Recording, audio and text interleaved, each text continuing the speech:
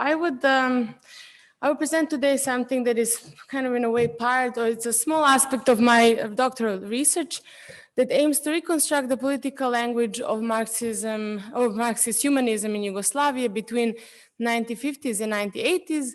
As you might know, Marxist humanism in East Central Europe was seen to be a counterpoint to the so-called Stalinist approach to Marxism-Leninism. And as such, it aimed to reconstitute the man or man-human as the main actor in history and reintroduce the concepts of alienation and freedom into, into Marxist theory. So as a transnational phenomenon, it superseded national boundaries and it also reached global dimensions. So Marxist humanism in Yugoslavia has often been linked with the philosophical journal Praxis, established by a group of colleagues and friends from Zagreb. They were very soon joined by their Belgrade colleagues, some from Sarajevo and Ljubljana. And this was the generation born mainly in the 1920s. They fought in the anti-fascist war. They finished their degrees somewhere already in the 40s. And they created this international platform for the exchange of opinions or ideas in the Cold War context, the Cultural Summer School, which brought together various Marxist and non-Marxist intellectuals from both socialist and capitalist countries. And what I'm currently interested in as a part of my research is actually a history of historiography. And for that reason, it is important for me to explore the importance of the existence of Austro-Marxist ideas during socialist Yugoslavia. And I would like to approach Austro-Marxism not as a political practice, but I'm merely interested in mapping the ideas and concepts. So I also don't want to say that Tito was also Marxist or that Kardelj was also Marxist as kind of some Serbian nationalists would approach. So this is not my idea to kind of make a clear cut like they copy paste, but kind of engage with the ideas themselves. And this is important actually, especially for me, because the period of the early 1950s and 1960s was marked by the growth of diverse approaches to Marxism, where various interpretations of Marxism could coexist. They were in dialogue, and this was the period that often described by the actors themselves as a period of renaissance of Marxist thought. For example, Svetozar Stojanović from Belgrade, so he was part of this Praxis circle, reflected on the meaning of socialism in the late 1960s, and he argued that socialism was no longer a clear concept, but that, and I quote now, after several decades of a severe crisis, we can now speak with certainty about the renaissance of Marxism. Like a phoenix, it is rising from the ashes, although it has been subjected to autopsy several times. And regionally, I mean, this is not only, and this is not only a Yugoslav phenomenon, as I mentioned before that, so even there is a quote from, from Hungarian philosophers from the so-called Lukács kindergarten. They also reflected exactly on this concept or this idea of the renaissance of Marxism in the 60s. And this is a quotation. So they said the early 1960s has seen the enthusiasm of the renaissance of Marxism. More and more layers of Marxist thought were revealed under the rubble of crumbling Stalinism. The influence of the communist thinkers of the 1920s began to be felt, and their predecessor, Rosa Luxemburg, was also rediscovered. The Frankfurt School was taken up as the heir of their ideas. It was considered as a school which developed further the perspectives opened up by the Western Marxism of the 20s. And they also said, so justice was given to the French left-wing existentialists. So this is just to show like the general kind of context that I am exploring. And this is then the reason behind my interest in exploring the ideas of Austro-Marxists. But before I go there, I would like to first say a couple of historiographical and methodological starting points in order to frame my presentation and my research. So to start off, the kind of accepted perspective is that the post-war literature produced in socialist Yugoslavia did not really consider the intellectual importance of some non-communist social democratic thinkers, and that these intellectuals who belonged to social democratic parties in the interwar period, for example, were put aside and ignored. Yet the story, I would say, and I think also this is what Stefan was also kind of indicating in his presentation, is much more complex than that. Following the split with Stalin, 1948, but also then the law on self-management in the 1950, which in a way stipulated the humanist character of Yugoslav socialism, Yugoslav intellectuals were actually encouraged to criticize Stalinist approach to Marxism and to advocate not only for the so-called struggle of opinion, but also freedom of research.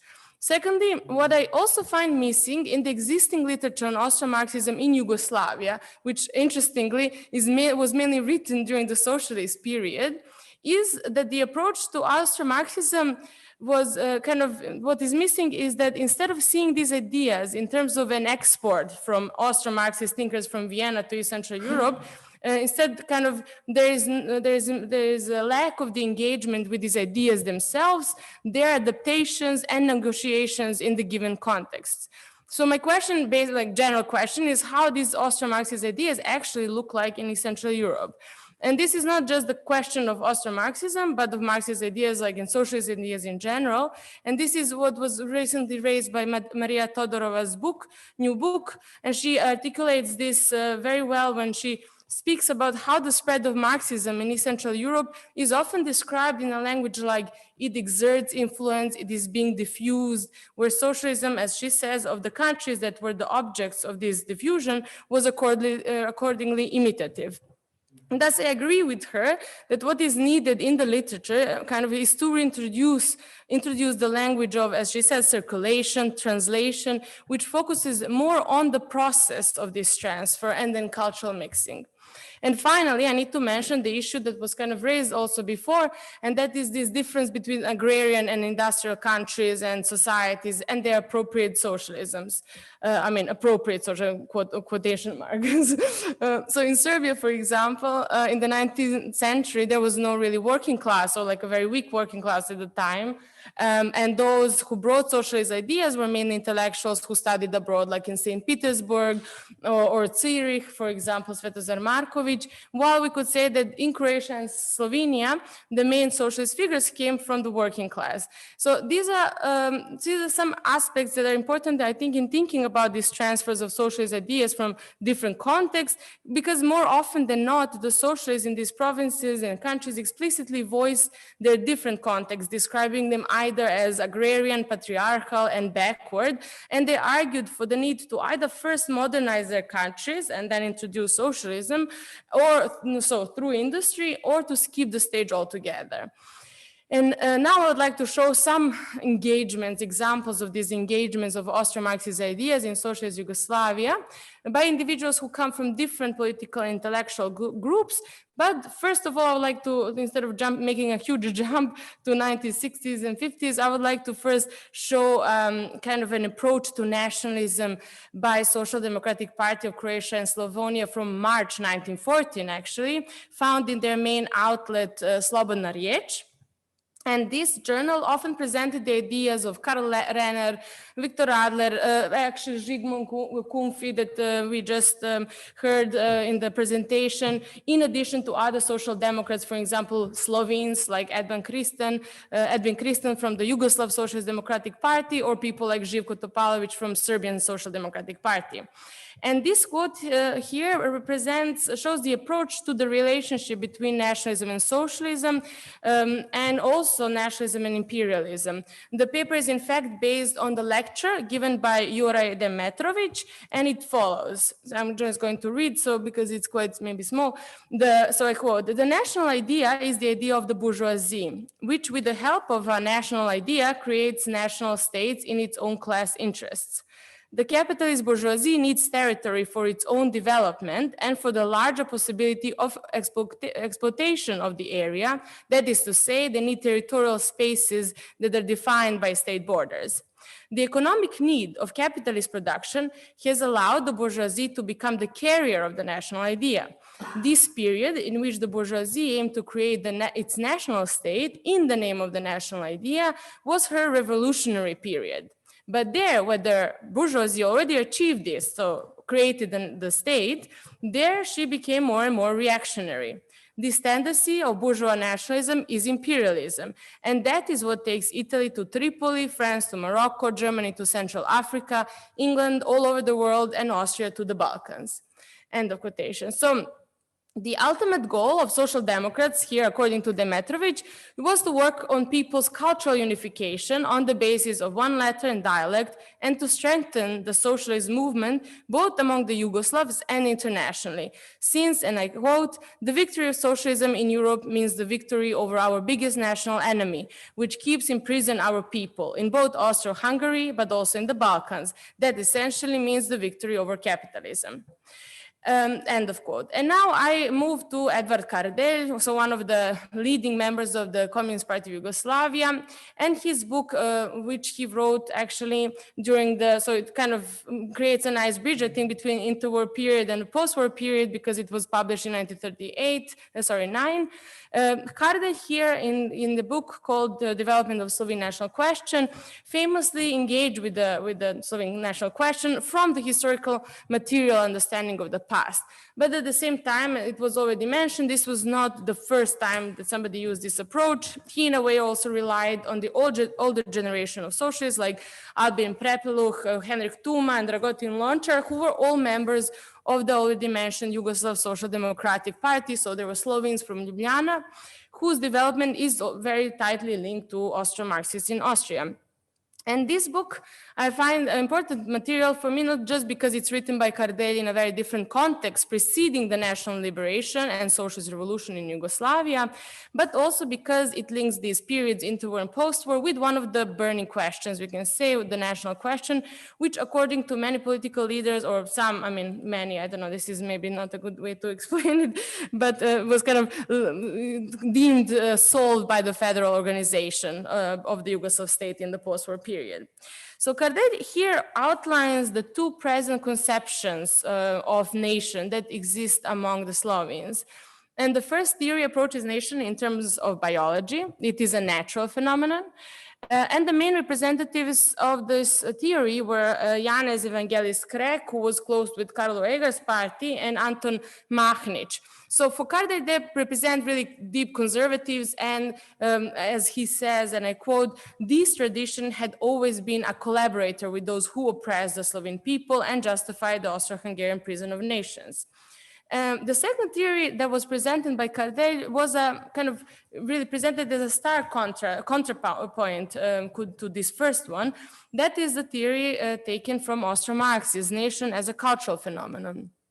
And the main representatives of this theory were the Social Democrats, so Edvin Kristan and Henrik Tuma, who argued that socialism with its international character allows the free development of every nationality. Unlike the previous theory, this conception did not oppress the Slovene nation, but according to Kardelj, it could have not provided a practical solution to the national question of Slovenes within Austro-Hungary. So for Kardelj, actually the issue of Edvin Kristan and Henrik Tuma was that they shared this, he says, Austro-Marxist one-sidedness, for in their theory of national question, they did not consider the importance of economic, political, and territorial aspects. And as a consequence of this, the Slovenian social democracy did not have the tools for national liberation fight, something that was needed, according to Kardelj, to crush the monarchy. So the main issue then for Kardelj was that from this conception, theoretical conception of nation, the Austro-Marxists then derived their practical political practice, which was then essentially flawed. That is, the oppression of one's language and one's culture is tightly linked, according to him, to economical oppression. And without economic independence and equality, one could neither have political nor cultural independence and equality.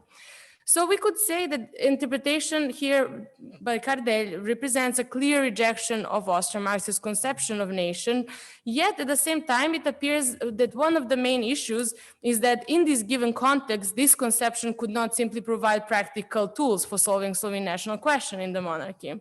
So we could also say that the importance, I think, of the cultural aspect of nation and this interpretation continued in a way, okay, differently, but kind of stayed present in the discussions among the intellectuals in the 1960s. And just a very short example, Taras Kermauner, so a Slovene philosopher, pointed out in the early 1960s while debating the issue of Yugoslavism in politics, economy, and culture. He said that while it's possible to eliminate the pre-existing political and economic practices and start building these as a completely new in a very different system, it was impossible to eliminate, as he says, the intimate connection between the past and the present in one's national culture. Or national quotation marks. So to sever this, he says, and to subjugate culture to a new politics discontinuous with the past, would be a practice he described as coldly administrative and bureaucratic. So I said already the 1950s and 1960s already opened up a question of the importance of continuity of national socialist thought. And more importantly, the argument was that without the insight into this kind of continuity, socialist thought could not simply be developed. We could also frame this as a period of national path to socialism in the context of de-Stalinization and the idea that in order to achieve strong international socialism, every state has a right to develop its own paths to socialism. And just a very short illustration of this is by Krylova, who argued, kind of explains this, I think, very nicely, that this Belgrade Declaration was kind of had put this principle that through the development of different types of socialism, so each country has right to develop independently, formulate its interior design, interior and foreign policy, and to develop a socialism which is most appropriate to the national conditions and the needs of this particular state. It is possible then to strengthen the international socialism itself. So now we move to Predrag Vranitzky, who is from the Marxist humanist circle around the journal Praxis, who wrote in 1961 History of Marxism. And he dedicated a chapter to Austro-Marxism as well.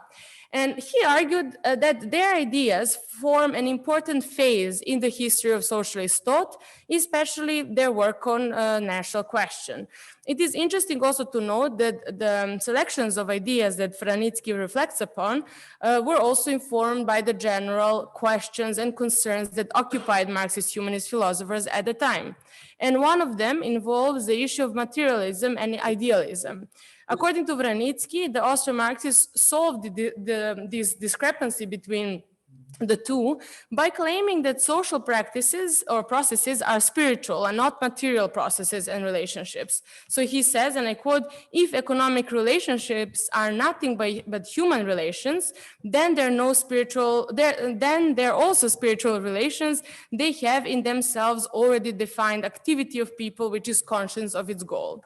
End of quotation. And another important concept here, just kind of mentioning as well, is the idea of freedom. And Vranitzky interprets Bauer and Adler, who share the idea that the goal of proletarian socialism is to be a movement not just for material interests, but for the liberation of the whole working class. And Adler shares, he says, and I quote, "Adler shares Bauer's thought that capitalism can enhance life, but the goal of proletarian socialism is not just the movement for material interests, but also for the liberation of the working class. The idea of freedom, thus, is the main vehicle of the workers' class struggle, no matter the improvement of material conditions in capitalism."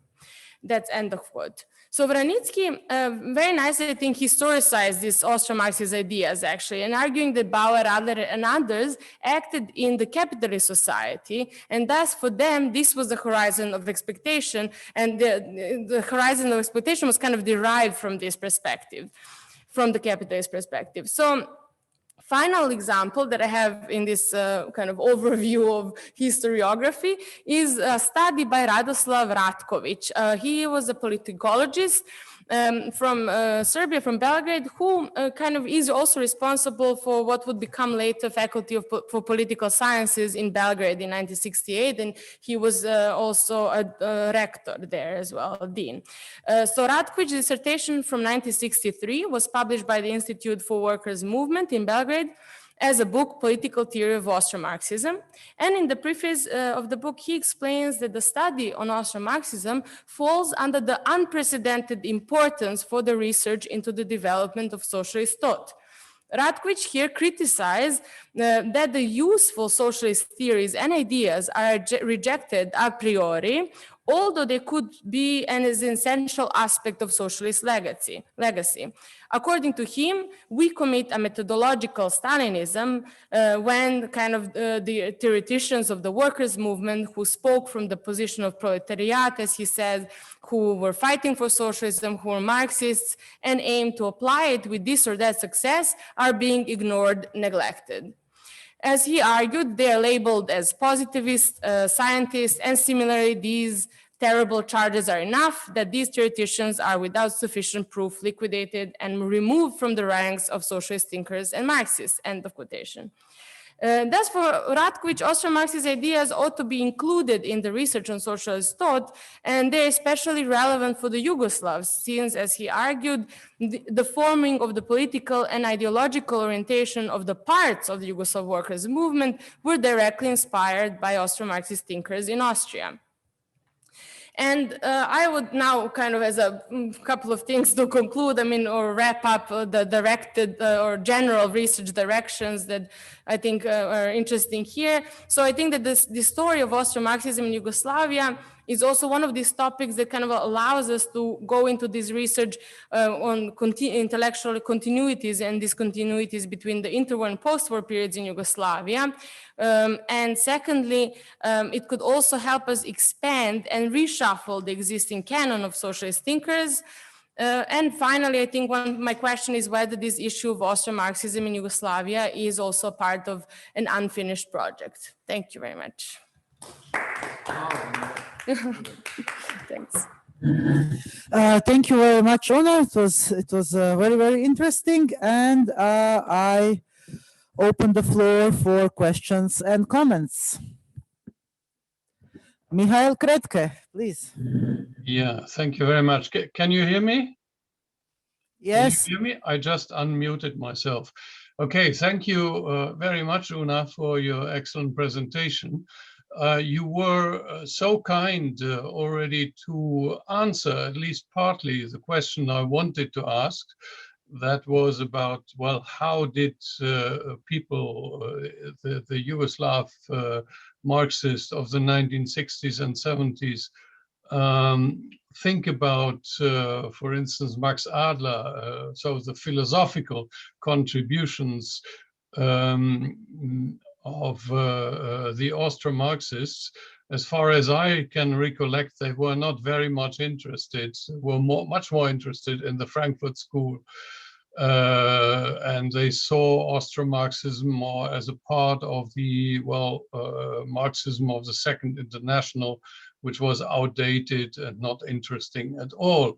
And now of course, you mentioned Vranitzky, who is, for me, who is not an expert at all, the only one who deals with the Austro-Marxists, and you were so kind to mention the book by Ratković. And so my question is, immediately, because it was published in 1964-65, did it have any impact? I read what you quote from the book as an invitation to study the Austro-Marxists and to discuss their work.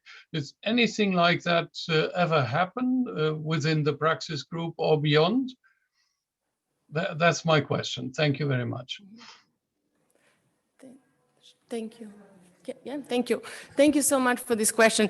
Yeah, so this is exactly this second, I think, step. So I would say that in my research so far, I don't really see within the Praxis group much discussions about Austro-Marxists in this kind of way. But at the same time, there are these different groups circled around different institutes. For instance, the Institute for Political History or Workers' Movement, sorry, that actually really engage with the various kind of Marxist thinkers that are not, exactly not coming from the Frankfurt School. They're not coming from this like existentialism, phenomenology, but they're actually really going back to even the interwar period.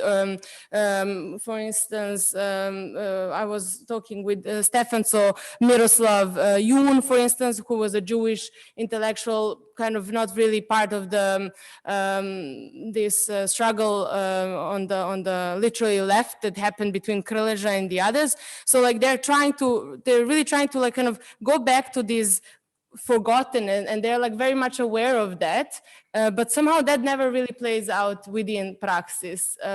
I would totally agree with you that you say that kind of they're more turned towards the, if we could call here like the Western school of philosophical thoughts. But at the same time, I'm actually kind of interested to see so I started reading mainly first Praxis journal, but then I kind of wanted to expand my, my field of what I can read. And then when I was reading different journals that existed at the same time with Praxis, where the same Praxis intellectuals were also publishing and engaging in debates, there I could find the small instances of this kind of engagement, even with Austro-Marxists. I mean, they do sometimes mention them, as you said, like probably not in this very positive or, you know, interesting way, but yes, this is, I think, still things to kind of, yeah, this go further and discover. Yeah, that's not really, yeah, thank you. Other questions? Yes, Stefan. Thank you very much, Una, for a great presentation. And I want to, I guess, kind of build on Michael's question. It seems to me a lot like Austro-Marxism in Yugoslavia was more of a subject of research of historians than philosophers. And we've discussed this outside of the panel, right? Like there's plenty of historians who've written histories of Austro-Marxism in Yugoslavia. You don't mention them because they're historians. They're not really related to Praxis. And really, you know, even Vranitsky writes it as a part of a history of Marxism, and Kardelj obviously considers it you know, a thing of the past. So, you know, what does that tell us? That's one question. And the other question, I think you kind of briefly name-dropped Tito and said that Serbian nationalists consider him an Austro-Marxist. And given that that's Tito, I just think you should elaborate, because I'm certain people will be interested. Okay, maybe I can just start with that. Thank you. So, yes, I mean, yeah, we actually, because, so I didn't want to sound like I'm trying to kind of push these ideas on these people, but somehow the idea that there is, you know, some kind of continuity, conceptual continuity in intellectual thought of Marxism, socialism, somehow seems to be an important aspect, I think, like this kind of methodological, as you wish, perspective that I would like to take. Otherwise, and then to see if there is none of that, why is that the case? Because that's also then interesting. Yes, and with Tito and Austro-Marxists, it probably has to do with this kind of separation, disintegration of the Yugoslav space. I mean, this is how but I understand it. And with the first question was about what does it tell us that philosophers were not so much interested in this? Yeah, I mean, again, sorry, I'm not really good at giving satisfactory answers here, but for me, this is something really kind of interesting to be aware of, because when you compare the similar, like-minded intellectuals, Marxist humanists in Czechoslovakia, in Hungary as well, in Poland, you see that they're very much historically minded. In a sense, they're like really going back to these radical democratic traditions and kind of trying to, as a way to get out of this Stalinism that they taught, they go back to this pre-existing traditions, socialist traditions, and they kind of want to historicize their own Marxist. So yes, I mean, I don't know what to say, but this is like an important thing, because like none of them is really engaging in any historical debates. They do start engaging in historical debates when they all become nationalists in the 80s, when exactly you talked about Sima Marković, so Ljuba Tadić, who was one of the, I mean, so I don't want to, yeah, I mean, they were not all nationalists, but they kind of like turned into this a little bit. And even the liberals. Liberals, yeah, I mean, yeah. So, I mean, he talks about Sima Marković exactly to be one of the most important Marxists writing on national questions. So like, and then Svetozar Marković also becomes very prominent in their studies as well, but not in the 60s. So in the 60s, this is exactly more, I mean, as we are kind of just saying, that's more about looking at Frankfurt School, but not only Frankfurt, also existentialism, you know, Sartre and Heidegger, and yes. And I think, as you said, yeah, that's, I mean, it's a preliminary research, but that question remains. And yes. Why Frankfurt School, but not Austro-Marxism, for instance?